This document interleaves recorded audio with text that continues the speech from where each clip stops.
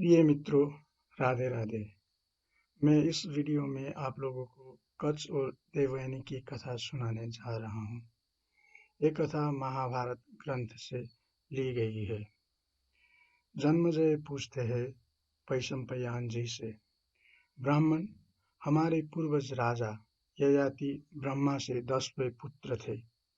उन्होंने शुक्राचार्य की कन्या देवयानी से, जो ब्राह्मणी थी, कैसे विवाह किया?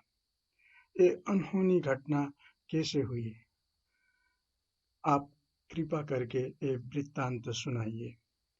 वैशंपायन जी ने कहा, जन्मेजय, आपके पूर्वज राजा ययाति ने शुक्राचार्य और वृषभपर्वा की पुत्रियों से किस प्रकार विवाह किया था, सो सुनिए।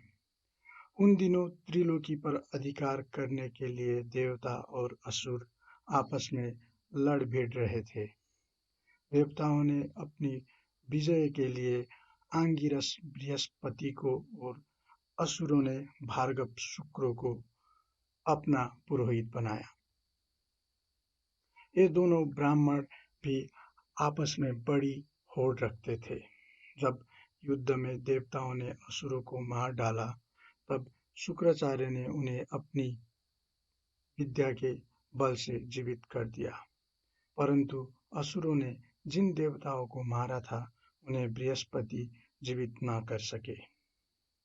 शुक्राचार्य संजीवनी विद्या जानते थे, परंतु बृहस्पति नहीं।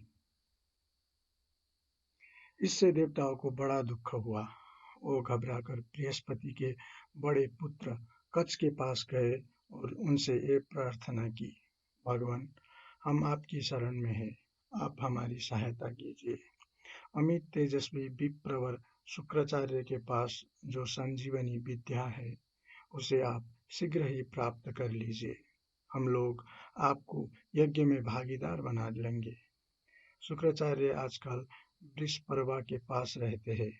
देवताओं की प्रार्थना स्वीकार कर कच्छ शुक्राचार्य के पास गया और उनसे निवेदन किया, मैं महर्षि अंगिरा का पौत्र और देवगुरु बृहस्पति का पुत्र हूँ। मेरा नाम कच्छ है। आप मुझे शिष्य के रूप में स्वीकार कीजिए। मैं 1000 वर्ष तक आपके पास रहकर ब्रह्मचर्य का पालन करूंगा। स्वीकृति दीजिए। शुक्राचार्य ने कहा, बेटा, स्वागत है। मैं तुम्हारी बात स्वीकार करता हूँ। तुम मेरे पूजनीय हो। मैं तुम्हारा सत्कार करूंगा और मैं समझता हूँ कि ये बृहस्पति का ही सत्कार है। कच्छ ने शुक्राचार्य की आज्ञा अनुसार ब्रह्मचर्य व्रत ग्रहण किया। वो अपने गुरुदेव को तो प्रसन्न रखता ही, गुरुपुत्री देवयानी को भी संतुष्ट रखता।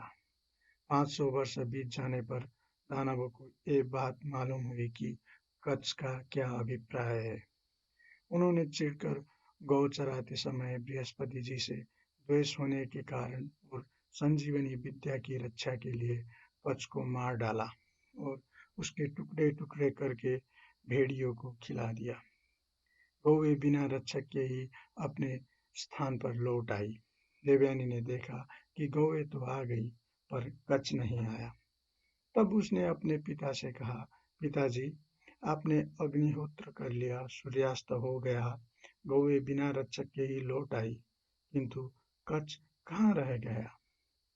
निश्चय ही उसे किसी ने मार डाला या वो स्वयं मर गया। पिताजी, मैं आपसे सौगंध खाकर सच सच कहती हूँ कि मैं बिना कच्छ के नहीं जी सकती। शुक्राचार्य ने कहा, अरे, तू इतना घबराती क्यों है? मैं अभी उसे जिला देता हूँ। शुक्राचार्य ने संजीवनी विद्या का प्रयोग करके कच्छ को पुकारा, आओ बेटा।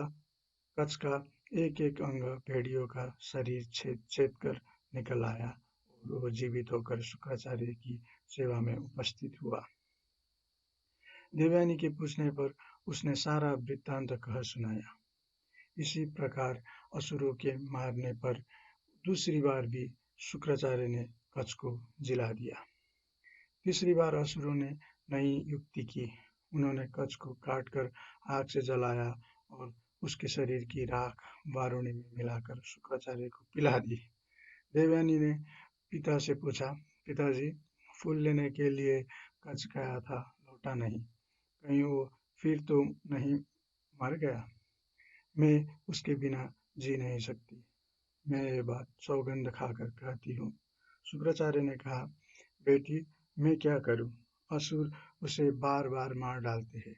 देवयानी के हट करने पर उन्होंने फिर संजीवनी विद्या का प्रयोग किया और कच को बुलाया। कच ने भयभीत होकर उनके पेट के भीतर से ही धीरे धीरे अपनी स्थिति बतलाई। शुक्राचार्य ने कहा, बेटा, तुम सिद्ध हो। देवयानी तुम्हारी सेवा से बहुत प्रसन्न है। यदि तुम इंद्र नहीं हो तो लो, मैं तुम्हें संजीवनी विद्या बतलाता हूँ। तुम इंद्र नहीं ब्राह्मण हो, तभी तो मेरे पेट में अब तक जी रहे हो। लो, ये विद्या और मेरा पेट फाड़ कर निकल आओ। तुम मेरे पेट में रह चुके हो, इसलिए सुयोग्य पुत्र के समान मुझे फिर जीवित कर देना। कच ने वैसा ही किया और प्रणाम करके कहा, जिसने मेरे कानों में संजीवनी विद्या रूप अमृत की धारा डाली है, वही मेरा माता पिता है। मैं आपका कृतज्ञ हूँ। मैं आपके साथ कभी कृतज्ञता नहीं कर सकता। जो वेद स्वरूप उत्तम ज्ञान के दाता गुरु का आदर नहीं करता, वो कलंकित होकर नरगामी होता है। शुक्राचार्य जी को यह जानकर बड़ा क्रोध हुआ कि धोखे में शराब पीने के कारण मेरे विवेक का नाश हो गया और मैं ब्राह्मण कुमार कच को ही पी गया। उन्होंने उस समय ये घोषणा की कि आज से यदि जगत का कोई भी ब्राह्मण शराब पिएगा तो धर्मभ्रष्ट हो जाएगा और उसे ब्रह्म हत्या लगेगी। इस लोक में तो वो कलंकित होगा ही, उसका परलोक भी बिगड़ जाएगा। ब्राह्मणों, देवताओं और मनु की संतानों, सावधानी के साथ सुन लो। आज से मैंने ब्राह्मणों के लिए ये धर्म मर्यादा सुनिश्चित कर दी है। कच संजीवनी विद्या प्राप्त करके शस्त्र वर्ष पूरे होने तक उन्हीं के पास रहा। समय पूरा होने पर शुक्राचार्य ने उसे स्वर्ग जाने की आज्ञा दे दी।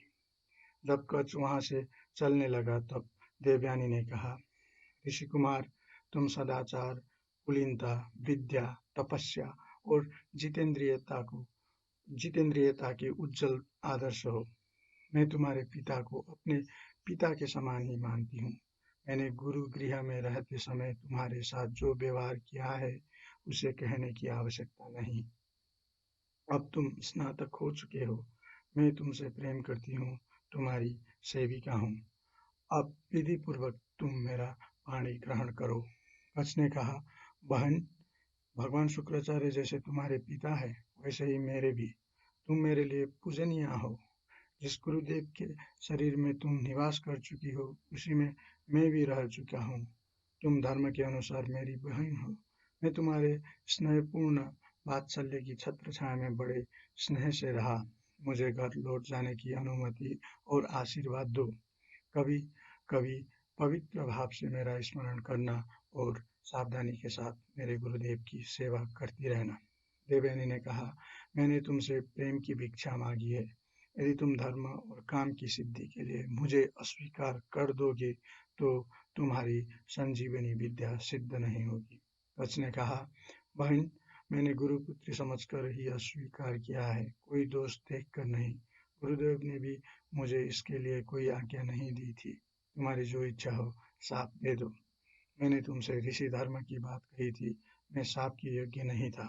तुमने मुझे धर्म के अनुसार नहीं, काम के बस होकर साप दिया है। जाओ, तुम्हारी कामना कभी पूरी नहीं होगी। कोई भी ब्राह्मण कुमार तुम्हारा पाणी ग्रहण नहीं करेगा। मेरी विद्या सिद्ध नहीं होगी, इससे क्या, मैं जिसे सिखाऊंगा उसकी विद्या सफल होगी। ऐसा कहकर कच स्वर्ग में गया। देवताओं ने अपने गुरु बृहस्पति और कच का अभिनंदन किया, कच को यज्ञ का भागीदार बनाया और यशस्वी होने का वर दिया। जय श्री राधे।